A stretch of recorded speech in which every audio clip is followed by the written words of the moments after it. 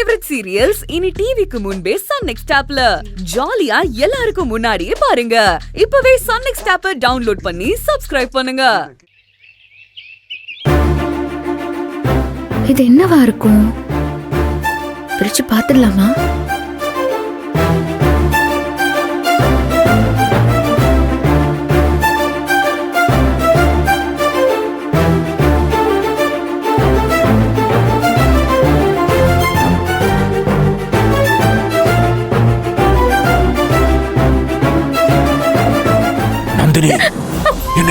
என்ன பண்ற?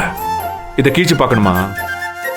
இல்ல சார், அதெல்லாம் இல்ல. அப்புறம் அதான் பார்த்துட்டு இருந்தியே. நீ பார்த்தத நான் பார்த்தனே. என்ன அதுக்குள்ள என்ன இருக்குன்னு தெரியணுமா உனக்கு? அதான் புரியாம பார்த்துட்டு இருக்கேன். அப்படின்னா ஸ்ட்ரைட்டா என்கிட்ட கேட்க வேண்டியதானே அதுல என்ன இருக்குன்னு. எதுக்கு சார்? நீங்க ஏதாச்சும் வில்லங்கமா செஞ்சு வச்சிருப்பீங்க, அதை நான் கேட்டு அப்படி செய்யறதுதான் சரின்னு நீங்க சொல்லுவீங்க. வில்லங்கமா? என்ன வில்லங்கம்?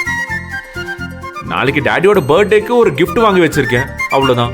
இதுல என்ன வில்லங்கம்? சார், அது பார்த்தாலே புரியுது, ஆனா உள்ள என்ன இருக்குன்னு தான் புரியல. போட்டோ இருக்கு. அதுவும் பார்சல பார்த்தாலே புரியுது, என்ன போட்டோன்னு தான் புரியல.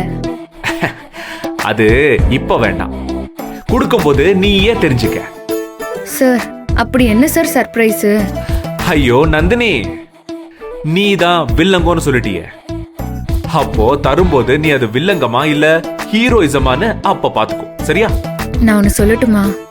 சொல்லுங்க சார். ஐயாவுக்கு இது 50வது பிறந்த நாள். எல்லாரும் ரொம்ப ஆர்வமா எல்லா வேலையையும் இழுத்து போட்டு செஞ்சுட்டு இருக்காங்க. ஊரெல்லாம் பத்திரிக்கை அடிச்சு கொடுத்து எல்லாரையும் கூப்பிட்டு இருக்கீங்க. ஆமா. இவ்ளோ பெருசா நடக்க போற பிறந்தநாள் ஃபங்க்ஷன் எந்த தடங்களும் இல்லாம நல்லபடியா முடியணும். அதுக்கு அதுக்கு அதுக்கு நான் கொஞ்சம் தூரமா விலகி இருந்து பாக்குறேனே. ஏன் தூரமா? ஏன் உங்களுக்கே புரியும் தானே சார்? இல்லையே. என் முகத்தை பார்த்தா சுந்தரவள்ளி அம்மாக்கு கோவம் வரும், டென்ஷன் ஆகும். அப்புறம் நீங்க ஏதாவது பதிலுக்கு பதில் சொல்வீங்க. அதெல்லாம் எதுக்கு? அப்புறம் அந்த நிகழ்ச்சியோட நோக்கமே கெட்டு போய் ஒரு மாதிரி ஆயிடும்ல. அப்படியா? அதனால நான் கொஞ்சம் தூரமாவே இருந்து பாத்துக்கிறேன். எனக்கு ஐயா பிறந்த நாள் பாத்துட்டா போதும். பக்கத்துல இருக்கணும்லாம் ஒன்னும் அவசியம் இல்ல. சாமிய பக்கத்துல இருந்து பார்த்தாலும் தூரமா இருந்து பார்த்தாலும் சாமி சாமி தானே சார். ஓஹோ, அப்படியா?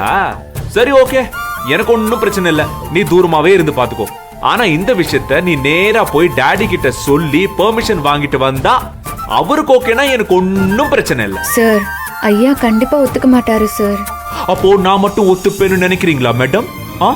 சொல்லுங்க சார். இல்ல, எனக்கு புரியல. அத்தனை பேர் அங்க இருக்கும்போது நீ மட்டும் எதுக்கு தூரமா போய் நின்னு பார்க்கணும்?